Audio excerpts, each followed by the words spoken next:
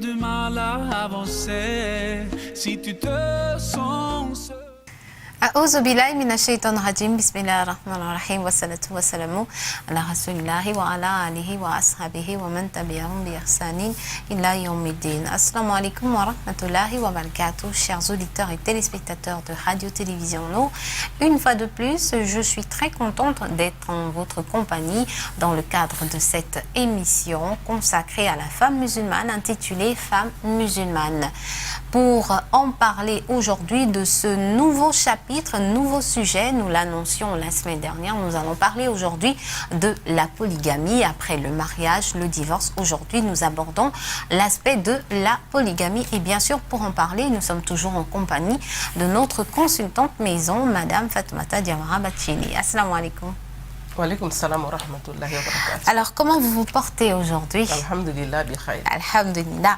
Alors aujourd'hui, on va parler de la polygamie. On va essayer de voir un peu c'est quoi la polygamie et voir certains aspects de ce que certaines femmes ou certains hommes prennent pour de la polygamie. Et ce sera tout de suite. Alors déjà, on aimerait savoir c'est quoi exactement la polygamie. Alhamdulillah rabbil alamin wa salatu wa salam ala rasulillah sallallahu alayhi wa sallam wa ala alihi wa ashabihi wa man tabi'ahum bi ihsanin ila yawmiddin.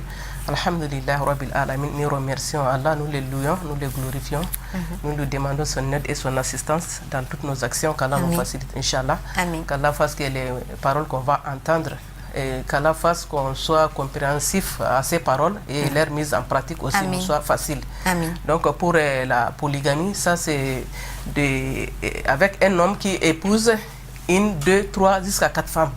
Selon le verset du Coran, quand Allah a dit Qala ta'ala fil Qur'an al-Karim, A'udhu billahi minash shaitani rajim, fankihu ma taba lakum minan nisa mathna wa thulatha wa ruba'a. Il a dit épousez les femmes qui vous conviendront à raison 1, 2, 3, 4. Donc c'est 4 aussi qui est la limite.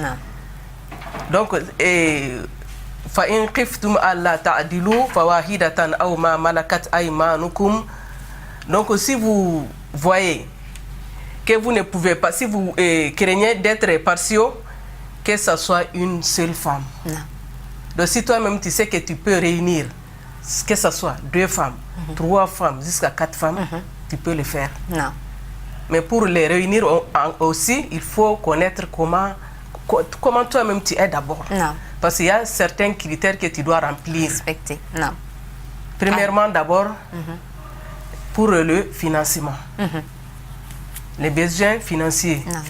Il faut être capable de nourrir ces 3 et 2, 3, 4 épouses. 1, 2, 3, 4 femmes pour les nourrir et pour les loger et subvenir à leurs besoins financiers. Donc, si toi-même tu sais que tu as ces moyens, ça c'est d'abord un critère. Et deuxième critère aussi, ça c'est sur le critère, le physique. Si toi-même tu sais que tu peux les satisfaire, et si tu sais que tu peux les satisfaire pour leurs besoins, pour leurs besoins sexuels, les 4 là, 1, 2, 3, 4, ça dépend de ce que toi-même tu vas prendre. Si tu as 2 femmes, 3 femmes, 4 femmes, si toi-même tu sais que tu peux les satisfaire aussi, ça aussi c'est le deuxième critère. Et troisième critère aussi, il faut quand même être équitable dans la gérance des choses. Il ne faut pas faire voir à une que c'est elle qui est la préférée. Il faut être quand même droit. Parce que même Allah a dit que même si vous voulez être droit au niveau du cœur là, tu ne peux pas être droit. Mais il faut faire beaucoup d'efforts. Mais si toi-même tu sais que tu peux remplir ces 3 critères là, il n'y a pas de problème. Mais nous, notre problème c'est quoi? Une fois on se base seulement, même peut-être une seule critère seulement, si on voit qu'on a les moyens seulement, donc ça nous suffit. Ou bien si on voit qu'on peut remplir le physique aussi, il n'y a pas de problème. Ou bien, non, ce sont les 3 là qui vont ensemble. Qui peuvent être même comme les piliers de la polygamie. Même si tu as une critère ou 2 critères, ça ne peut pas suffire. Il faut avoir les 3 critères. C'est ce qui nous manque dans nos mariages. C'est ce qui devient problème. Avant de rentrer dans n'importe quelle chose, il faut d'abord la connaissance de cette chose. C'est ce qui nous met dans les problèmes depuis le mariage. On ne sait pas comment se marier. Et c'est ce qui nous amène aussi dans les problèmes pendant le divorce. On ne sait pas comment divorcer. Et c'est le même problème aussi pour la polygamie. Avant de te lancer, il faut d'abord voir si toi-même tu sais que tu peux remplir ces 3 critères. Il faut être un mari qui est droit. Il ne faut pas être un mari qui penche envers une autre au détriment des autres. Non. Alors, on aimerait savoir ce qui peut pousser un homme à être polygame. Quelles sont les raisons? Il y a beaucoup de facteurs qui peuvent pousser l'homme à prendre plusieurs femmes. Il y a des hommes qui peuvent se mettre sur le verset là que je viens de lire pour dire qu'Allah a dit de prendre 1, 2, 3 jusqu'à 4. Mais Allah n'a pas dit que c'est obligatoire sur toi de prendre les 4 là. Il a dit que si tu sais que toi-même tu peux être droit, là tu peux prendre jusqu'à 4. Mais si tu sais que toi tu es un homme, tu ne peux pas vraiment être droit entre tes femmes là, mieux vaut t'arrêter à une seule. Donc on doit comprendre ça aussi, Inch'Allah. D'accord. Est-ce qu'on peut obliger une femme à accepter la situation de la polygamie? On ne peut pas obliger, on ne doit pas obliger une femme. D'accord. Même si on peut obliger, on ne doit pas l'obliger. Ça dépend de la femme. Si elle-même, elle sait. Oui, souvent, avant le mariage, peut-être la femme et son mari peuvent opter pour la monogamie. Mais après le mariage aussi, les choses changent. Et maintenant, le mari aussi veut changer. Au lieu de la monogamie, il veut mettre ça en polygamie. Souvent, même il ne dit rien à la femme. Lui, il fait seulement ce qu'il veut. C'est pas ça. Si oui, vous avez opté pour la monogamie, toi, tu ne peux pas te lever du jour au lendemain pour dire que tu vas changer. Non. Changer, là, ça dépend si la femme accepte. La femme aussi, elle peut accepter. Dans le cas contraire, si elle dit qu'elle ne peut pas accepter, on ne doit pas l'obliger. On ne doit pas l'obliger. Donc ça dépend de la femme. Alors, quels sont les avantages et les inconvénients de la polygamie? On va commencer d'abord par citer les avantages s'il y en a, ensuite les inconvénients. Les avantages et les inconvénients de la polygamie. L'avantage, ça c'est du bon côté, non? Si ça passe bien, si le courant passe bien, là il y a les avantages multiples. Et si c'est du mauvais côté aussi, c'est là où il y a les inconvénients. C'est là où il y a les conséquences néfastes dans cette polygamie. Donc pour les avantages aussi, si l'homme prend une femme 2, 3, jusqu'à 4 là, ou même 2 comme ça, si les deux s'entendent, et ces 2 dernières aussi s'entendent avec leur mari, alhamdoulilah, là ils vont vivre une vie paisible. C'est paisible. Même les enfants, ils vont élever les enfants. Bon, et la famille aussi va s'agrandir. Alhamdulillah, vous êtes ensemble. Ça, c'est pour augmenter, pour multiplier la communauté des Rasul sallallahu alayhi wa sallam. Comme lui-même, il a dit de nous marier, parce que lui, il veut que sa communauté soit en dessus des autres communautés par ses adorateurs. Par ses adorateurs. Donc, alhamdulillah, il y a beaucoup d'avantages. Par exemple, si une tombe malade, l'autre est là. Si une voyage, l'autre est là. Bon, quand tu voyages aussi, si tu sais que ton mari a une autre femme là, tu n'as pas de soucis, quoi, il n'y a pas de problème. Tu es là-bas, mais le cœur est tranquille. Mais tu es seul là. Si tu voyages là, le mari sera vraiment gêné. Bon, si en cas de maladie aussi... Il ne peut pas être aussi gêné, hein. Il peut se dire, ma femme a voyagé, la liberté, je peux me permettre... Un musulman ne peut pas être libre. Un musulman ne peut pas être libre. Un musulman, vous avez dit, mais est-ce que nos hommes respectent ces normes-là? Doivent respecter s'ils veulent être sauvés. Parce que si vous êtes à 2, 3, 4 comme ça là, même si tu es malade, il n'y a pas de problème. Mais souvent tu es malade, comme tu es seul là, tu es obligé d'assumer.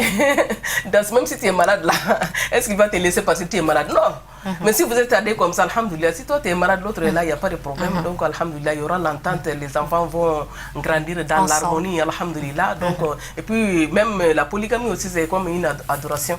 Donc qu'Allah nous facilite. Amin. Alors, est-ce qu'il existe des inconvénients à ce moment-là concernant la polygamie? Les inconvénients là, et les conséquences néfastes là, ça dépend aussi. Parce que souvent, ça peut amener les problèmes. Souvent, l'homme n'a même pas... Une fois qu'il décide seulement, ça devient problème. Une fois qu'il décide, ça devient problème. Et rien ne peut aller dans cette maison. Même si tu dis que l'autre est beau, problème. Quand tu dis l'autre est belle, problème. Parce qu'il n'y a pas d'entente. Il n'y a pas d'entente. Bien avant la venue de la femme. Et quand cette dernière aussi vient, elle aussi, elle vient avec ses intentions. Le mari a son intention. La première femme a son intention. Même celle qui vient aussi a son intention. Bon, si la deuxième vient en mettant dans sa tête là, comme la première là n'est pas une bonne femme là, donc c'est moi qui vais commander, c'est moi qui est la princesse, c'est moi qui est... La femme chouchou. La préférée, je dois marcher sur la tête de l'autre. Ça ne peut pas aller. Ça ne peut pas aller. Bon, si l'autre là aussi, la première aussi prend cette dernière comme une rivale, ça ne peut pas aller. Bon, si le mari aussi montre que c'est la première et la deuxième là qui est sa préférée, ça ne peut pas aller. Or, le mari doit parler aux deux, ensemble même, pour dire que je t'ai pris, c'est pas pour dire qu'elle n'est pas une femme comme ci, comme ça. Il faut la prendre comme ta grande sœur, toi aussi, il faut la prendre comme ta petite sœur. On doit dire sœur au lieu de rival. Rival, ça, c'est un mot qui est fort. Ça ne doit même pas exister. Ça ne doit même pas exister dans le foyer. C'est pas toujours facile. Parce que s'il y a la rivalité d'une certaine manière, même les enfants, ça ne peut pas aller. Ça ne peut pas aller. Même si tu es, que si tu sois monogame ou polygame, il n'y a pas de problème. Et puis tu vas servir même les autres des leçons. Tu vas être exemplaire pour les autres. Donc, qu'Allah nous facilite. Amen.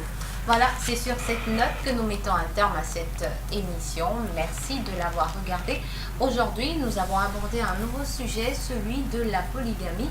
La semaine prochaine, Inch'Allah, nous continuerons à en parler avec notre consultante maison. Sinon, toute l'équipe par ma voix se joint à moi pour vous dire Assalamu alaikum wa rahmatullahi wa barakatuh.